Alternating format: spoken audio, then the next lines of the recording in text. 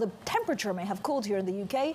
Inflation, though, only getting hotter. The country now faces prices more than 10% higher, 10%, think about that, than a year ago. Now, it's the first time inflation has hit double digits in 40 years. Inflationary pressures are also moving beyond energy into food costs. Now, let's get more from Bloomberg's Lizzy Burden. Lizzy, if you break down the numbers, good morning, first of all, but if you break down the numbers, it's really like second-round effects. Energy goes up, and so everything you make and consume goes up. Exactly. Food was actually the biggest contributor, which means that the poorest households are going to be hit the hardest by this. But it is also broad-based, as you say. Recreation and culture were the next biggest contributors. And that's worrying for the Bank of England because it indicates that this is going to last longer. So Bloomberg Economics has changed its base case. It now sees 50 basis points in September, following up on that jumbo hike in August.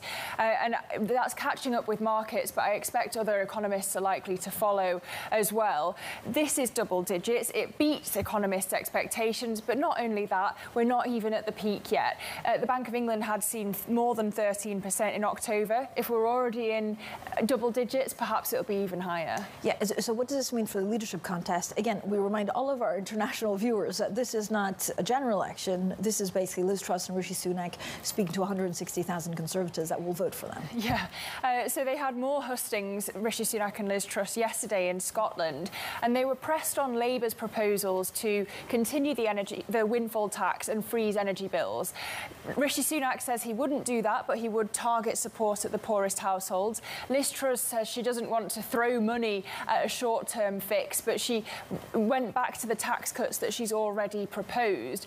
So really, if Rishi Sunak can reframe the debate to focus on energy, perhaps he can close the gap a little that we can see in the polls, because Liz Truss does seem to be winning the argument when it comes to tax cuts in the minds of this very small electorate that are picking the next Prime Minister. Lizzy, what does this all mean for the Bank of England? I know you touched on it a little bit, and I know a lot of the times they get a lot of pressure and saying, well, you're way behind the curve. But actually, given where we are now, I guess those, if they started hiking rates like 6 weeks before they did now, how much of a difference would that have made?